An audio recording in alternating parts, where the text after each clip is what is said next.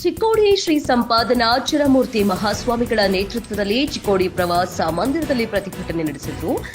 ರಾಜಕೀಯ ನಾಯಕರ ಇಚ್ಛಾಶಕ್ತಿ ಕೊರತೆಯಿಂದ ಚಿಕ್ಕೋಡಿ ಜಿಲ್ಲೆಗೆ ಹಿಂದೆಟ್ಟಿನ ಆರೋಪ. ಚಿಕ್ಕೋಡಿ ಜಿಲ್ಲಾ ನಮ್ಮ ಹಕ್ಕು. ಇದು ಕಳೆದ 30 ವರ್ಗಗಳಿಗೆ ಹೋರಾಟದ ರೂಪ ತಾಳದ್ದು. ಇಲ್ಲಿಯವರೆಗೆ ಯಾವುದೇ ಸರ್ಕಾರ ಜಿಲ್ಲಾ ಘೋಷಣೆ ಮಾಡಲು ಮುಂದಾಗುತ್ತಿಲ್ಲ. ಇದು ಚಿಕ್ಕೋಡಿ ಪ್ರವಾಸ ಮಂದಿರದಲ್ಲಿ ಶ್ರೀ ಸಂಪಾದನಾಚಲಮೂರ್ತಿ ಮಠ ಮಹಾಸ್ವಾಮಿಗಳ ನೇತೃತ್ವದಲ್ಲಿ ನಡೆದ ಪತ್ರಿಕಾಗೋಷ್ಠಿಯಲ್ಲಿ ವಿವಿಧ ಸಂಘಟನೆಯ ಸಂಘಟಿತರು ಮಾಧ್ಯಮ ಲೋಕದ ಮೂಲಕ ಸರ್ಕಾರಕ್ಕೆ ಒತ್ತಾಯಿಸಿದರು. ಈ ಭಾಗ ಶಾಸಕರು ಚುನಾವಣೆಯಲ್ಲಿ ಬಂದು ತಮ್ಮ ಬೇಳೆ ಬೇಯಿಸಿಕೊಳ್ಳಲು ಚಿಕ್ಕೋಡಿ ಜಿಲ್ಲಾ ಘೋಷಣೆ ಮಾಡುತ್ತೇವೆ.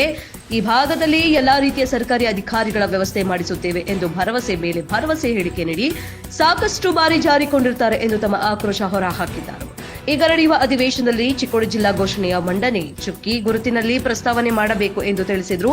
ಈಗಾಗಲೇ ಚಿಕ್ಕೋಡಿಯಲ್ಲಿ ಎಲ್ಲಾ ರೀತಿಯ ಅಧಿಕಾರಿಗಳ ಕಚೇರಿ ಇದ್ದು ಕೇವಲ ಡಿಸಿ ಮತ್ತು ಎಸ್ಪಿ ಕಚೇರಿ ಮಾತ್ರ ಅವಶ್ಯಕತೆ ಇರುತ್ತದೆ. ಮುಖ್ಯವಾಗಿ ಇಲ್ಲಿನ ಶಾಸಕರು ಮತ್ತು ಸಂಸದರ ಸುಳ್ಳಿನ ಭರವಸೆಯ ಬೀಜಗಳನ್ನು ಬಿತ್ತುತ್ತಾ ಜನರನ್ನ ಮರಳು ಮಾಡುವ ಕಲೆ ಹುಟ್ಟು ಹಾಕುತ್ತಿದ್ದಾರೆ ಎಂದು ಹೋರಾಟಗಾರರು ತಿಳಿಸಿದರು.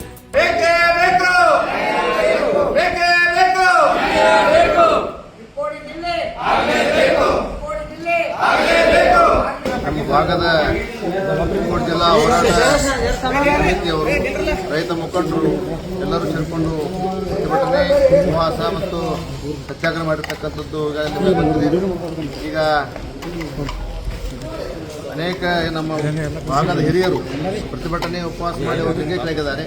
ಅವರ ಆತ್ಮಹತ್ಯೆ ತೆಗೆಯಬೇಕು, ಅವರ ಕನಸು ನನಸಾಗಬೇಕಂದ್ರೆ ಬರುವ ಅಕ್ಟೋಬರ್ 2ನೇ ತಾರೀಕು ದಿವಸ ನಮ್ಮ ಚಿಕ್ಕೋಡಿ ಜಿಲ್ಲೆ ಘೋಷಣೆ ಆಗಬೇಕು.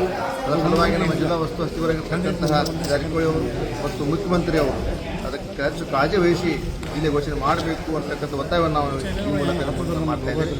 ಇವತ್ತು ಮುಂದಿನ ಚಳಿಗಾಲ ಅಧಿವೇಶನದಲ್ಲಿ ಬೆಳಗಾವಿ ನಡೀತಕ್ಕಂಥ ದೇಶದಲ್ಲಿ ಮತ್ತೆ ನಾವು ಜಿಲ್ಲಾ ಹೋರಾಟ ಸಮಿತಿ ನಿಯೋಗ ತೆಗೆದುಕೊಂಡು ಸಿಎಂ ಅವರು ಕೂಡ ಭೇಟಿಯಾಗುವ ಉದ್ದೇಶ ಹೊಂದಿದೆ.